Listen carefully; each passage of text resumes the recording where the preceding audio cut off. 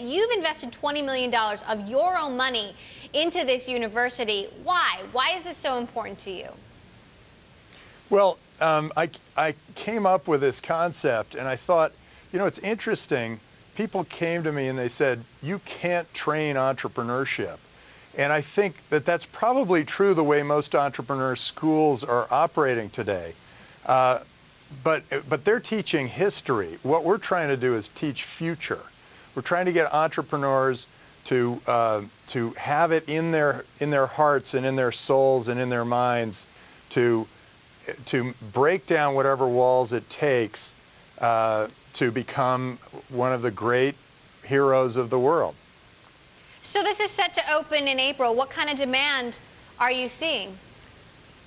Oh, it's terrific. Well, we had a very successful pilot last June, and we ran a 4-week program, and those entrepreneurs have gone off to great things. They've a lot of them have been funded. Some have gone back to school and done great things. Their grades have popped up, and everything seems better.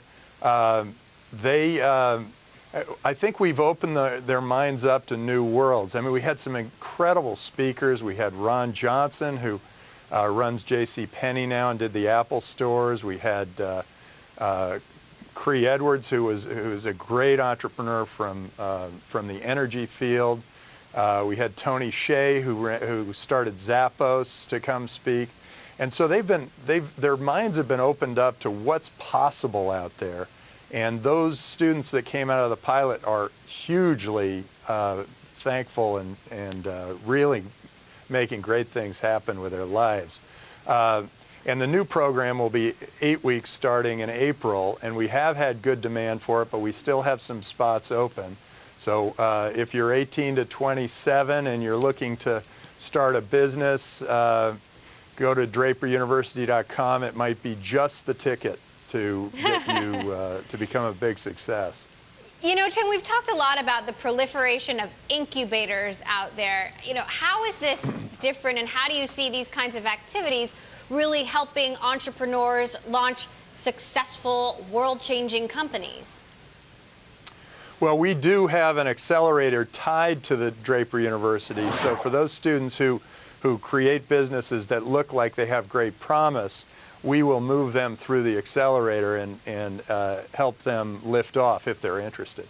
But this is an immersive experience. It is a boarding school. People live and breathe entrepreneurship. We change the way they look at the world. We go through a lot of different programs, and they do include things like painting and cooking and yoga and whatever, but they also learn accounting and marketing and finance. They learn certain huge, great skills that will help them on their way to business. And at the very end, they pitch a team of venture capitalists, and they have a 2-minute bullet presentation to make it happen. Now, how much of this, Tim, is also an opportunity for you guys to get a first look, or, you know, the first opportunity to invest in some of these budding companies? Yeah, it's a little bit of an experiment. We don't know whether this will turn out a number of great companies, but we know that the people who go into the school are going to come out better people. So we think that this is a real positive overall for society, and I think if this Draper University becomes what I hope it will become, we will create enough heroes to improve the world economy, to cure whatever ails us, to make great things happen. We'll get to Mars, who knows? And I think it takes entrepreneurs like this, ones that come out of our school fearless, to I think, have that kind of an impact on the world.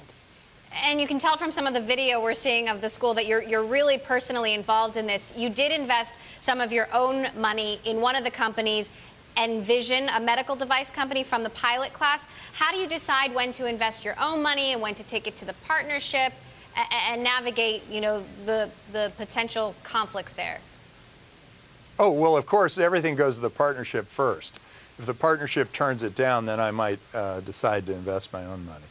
But Envision is a great company. She was the winner of our business plan competition.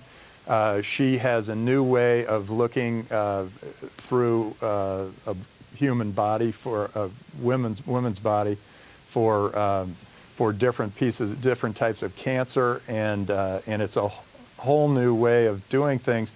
And she had the problem herself before she started the business, and I think Draper University gave her that confidence. Maybe it was the public speaking, maybe it was the karaoke, maybe it was the painting or the cooking or whatever, but it gave her that confidence to make Envision a great business. And now she's funded, off to the races, and yeah, I personally was a small investor in her big funding that she's got. So how then do you plan to endow the school to ensure its longevity? I mean, you own the buildings, right? Is that enough? Well, I think it probably will be. We expect the school to run profitably. We expect the accelerator to be a profit center.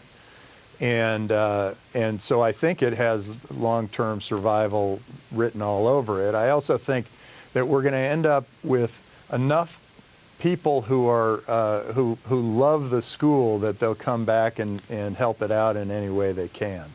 I think we've got a good model. Quickly, Tim, you know, you're also an investor in Tesla. You own a Model S yourself. Weigh in on this whole feud that we've been seeing between the New York Times and Tesla. We just saw Elon Musk earlier talking about how it's led to some cancellations. Oh boy, I've driven my Model S for about 3,000 miles. I will never go back. I am all electric all the time, and the Tesla Model S is unbelievable. I can go 40 miles an hour into a turn and not skid. I can, without slowing down, I can make a turn without skidding. The car is fantastic. I have never had anything that was so much fun.